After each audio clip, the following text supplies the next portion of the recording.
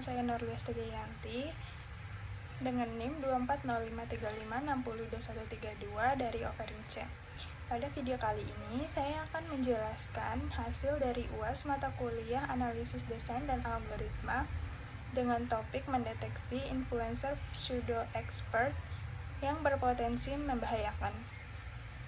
Jadi, pseudo-expert adalah influencer yang berbicara seolah-olah ahli, padahal sebenarnya tidak memiliki kompetensi.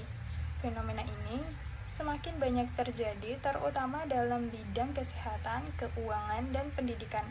Karena itu, saya merancang sebuah algoritma end-to-end untuk mendeteksi konten pseudo-expert dan memberikan risk score pada setiap video.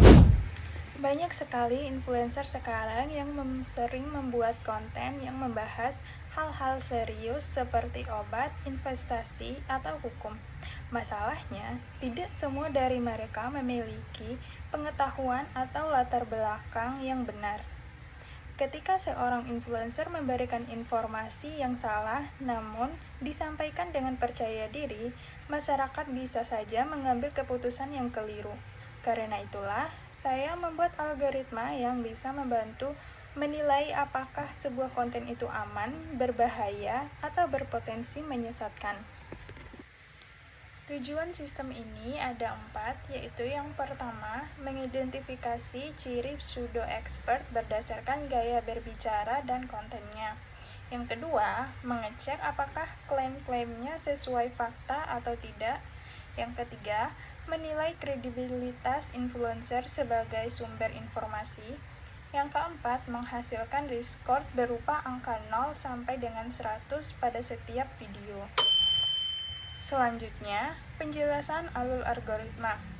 Algoritma yang saya rancang bekerja secara berurutan dari awal sampai akhir. Alurnya berupa 1. Pengumpulan data konten. Sistem mengambil transkrip video, caption, hashtag, komentar, dan informasi akun. Yang kedua, pre-processing teks. Teks dibersihkan, diubah menjadi huruf kecil, dan dianalisis kata-katanya. Yang ketiga, ekstraksi klaim. Sistem memecah video menjadi klaim-klaim. Misalnya, vitamin C menyembuhkan kanker, atau ini terbukti 100%. Yang keempat, analisis klaim. Setiap klaim dianalisis menggunakan 4 indikator. Yang pertama, gaya pseudo-expert. Yang kedua, kebenaran fakta. Yang ketiga, kredibilitas akun. Yang keempat, respon publik. Yang kelima, perhitungan risk score. Semua nilai digabung menjadi satu angka risiko. Jadi, sistem ini lengkap dari input, analisis, hingga output. Jadi, selanjutnya kita mendeteksi pseudo-expert. Langkah pertama adalah menilai apakah influencer menggunakan gaya pseudo-expert. Contohnya, memakai kata absolut seperti 100% pasti, dijamin benar, tanpa gagal. Yang kedua, menggunakan istilah ilmiah yang salah. Yang ketiga, membuat klaim besar tanpa bukti. Yang keempat, atau terlalu percaya diri tanpa menunjukkan referensi. Semakin sering gaya bahasa seperti ini muncul, semakin tinggi skor pseudo-expertnya. Selanjutnya, klaim-klaim yang ditemukan dibandingkan dengan sumber terpercaya, seperti jurnal ilmiah, pedoman resmi, atau database fact-checking. Jika klaim tersebut benar, maka skornya rendah. Jika tidak dapat dibuktikan, maka skornya sedang. Dan kalau klaim tersebut salah, maka skornya tinggi. Jadi, ini sangat penting sekali untuk membedakan apakah influencer sekedar beropini atau benar-benar menyebarkan informasi palsu.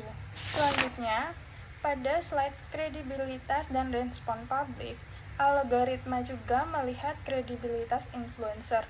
Misalnya, seberapa lama akun itu ada, apakah konten sebelumnya konsisten, dan apakah akun sering membuat klaim yang diragukan, dan apakah influencer punya latar belakang yang sesuai. Selain itu, komentar publik juga dianalisis.